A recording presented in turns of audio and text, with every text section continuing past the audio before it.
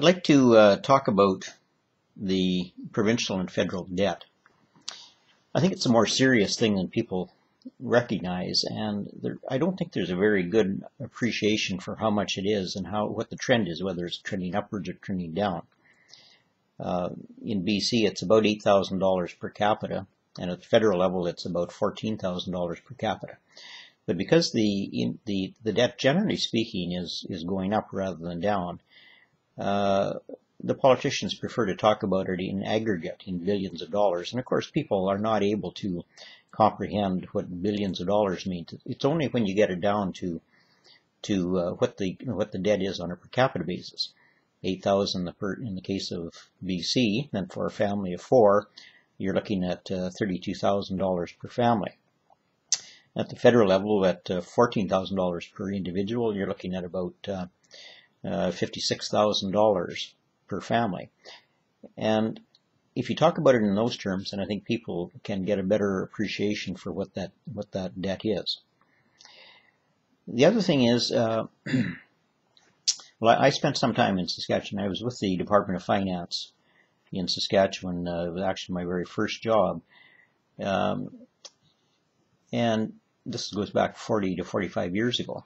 And each year we would get 2 or 3 letters from people in the province who obviously were getting close to meeting their maker, and their conscience was bothering them, that perhaps they had not reported all of their income, or they failed to pay a fine, or whatever it might have been, and that they knew they were going to be meeting their maker shortly, and they wanted to set the record straight and to make restitution. And so we would get a check for $300, $400, $500. I forget the amounts now. In those days, that was a fairly significant amount. And so that money would be deposited to the account of the provincial treasurer. But this was at their own volition. And it occurs to me that people do want to pay their way. In my own case, I grew up in Saskatchewan. I was educated at primary and secondary level and at the university, in large part at government expense. And when I was about 50 years of age, had a fairly major operation from which I fully recovered and have been very healthy ever since. And again, that was paid for by the taxpayers of Saskatchewan. Now, in Saskatchewan's case, it's only about a $4,000 per capita debt. But I think many people would like to make sure that when they leave this world, there's no debts outstanding on their behalf. And I think if a province, let's say in BC, set up legislation that would encourage people to pay off their pro rata share of the debt, $14,000, and if they did, they would be granted the right to include certain letters after their name. Let's say BCDF, for British Columbia Debt Free.